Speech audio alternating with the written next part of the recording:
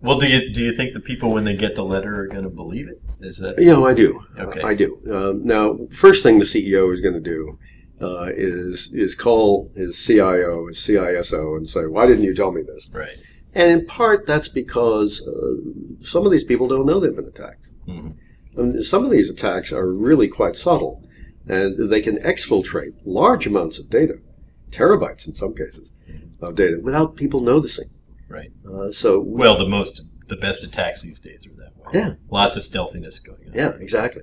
And so the CEO is going to say, "Look, I gave you a lot of money.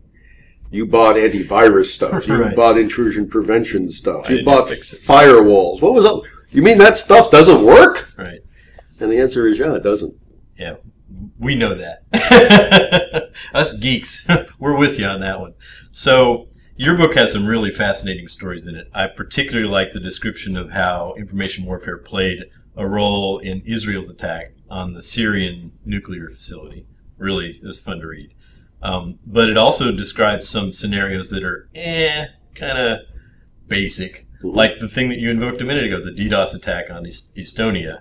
That would not work against Amazon, say. Right. Or worse yet, the North Korean script kiddie stuff that happened recently. So isn't it dangerous to mix very serious cyber attack possibility and these stories of intense, command and control, radar system, routing versus the script kiddie stuff? I think we have to tell people what has actually happened. Give them the complete inventory. Gotcha. What is it? What is everything we know that has happened in the way of cyber war as opposed to espionage and crime? Mm-hmm.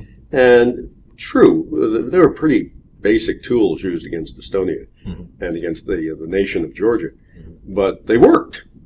Well, right. And you know your target, I suppose. The banking system in both countries was disrupted badly. Mm-hmm. Communications in and out of the countries were disrupted badly. Mobile telephones, the internet, all very severely affected. Mm-hmm. Now, you're right. If that happened here, well, we got Akamai and edge routing and all sorts of other stuff. oh, and Arbor and Mazu and all sorts of companies that specialize in DDoS attacks. Yep.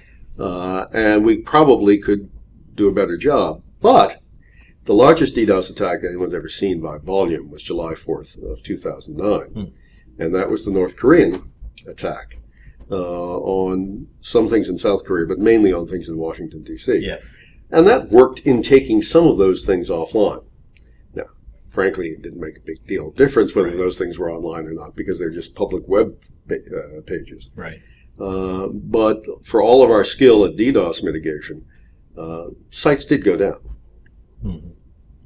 Right. So putting out the whole range is an important part. But, I guess one of the problems that we're sensitive in the security industry is the overuse of FUD and, people that tend to overemphasize. They're banging the drums all the time, thinking like the SANS guys, banging the drums overly much. And but the question is whether the public will be able to discriminate between something like the Israeli taking down the Syrian air defense versus just a DDoS. Well, we try in the book both to tell the readers everything we know that has actually happened and to say what it was significant and what wasn't. Right. So obviously the ability to take down an air defense network just before you bomb, I think that goes without saying is important. And we say that disruptions that the North Koreans did on July 4th were largely attention grabbing. Yes. And didn't have any disruption. Yep. Okay. I think you got the balance right in there, by the way. Good. And I actually kind of, the doomsday stuff that some reviewers have been harping about, it's because I don't think they really understand what can happen. On page 86 of the book, you say, and this is a quote, "Of the three things that make cyber war possible, the most important may be the flaws in software and hardware." And as you know, I couldn't agree more. I think we've made tangible progress in software security over the last decade, especially the last 5 years and on the commercial side, all without regulation. What's your view on the importance of software security and whether we're making progress? And, how do you, from your seat, how do things look? Well, I think if you somehow waved a magic wand and solved the software security issue, 90% of this problem of cyber penetration would go away. because what's left after that is human engineering, Right. And misconfiguration. So software assurance is key to the solution of this problem, and key to the elimination of the threat of cyber crime and cyber espionage and cyber war.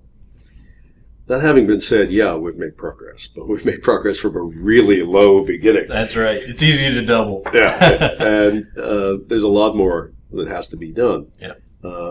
But you know, and you've written about how it can be done. I mean, it's possible. It just takes longer, and you have to have higher standards.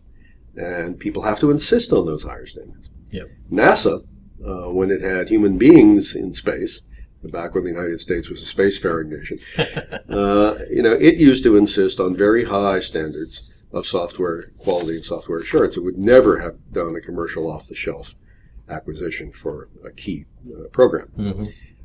Other people aren't like that. Well, of course, NASA was also spending the government's money, and they spent something like $25,000 a line, from an estimate that I got from John Knight from UVA. So, yeah, we can do it. Whether we can spend that much is a question too. How, the balance is a tricky part of the whole thing. That's right, and I think we have to ask ourselves, what is the balance? How much could you lose versus what's the cost of having a secure piece of software? And you don't need secure software on everything, but maybe you do need it in the Defense Department for command and control. Maybe we shouldn't have U.S. Cruisers running Windows. Right. You know that almost every locomotive running on U.S. rails today is still using Windows XP and downloads an update twice a day. Great.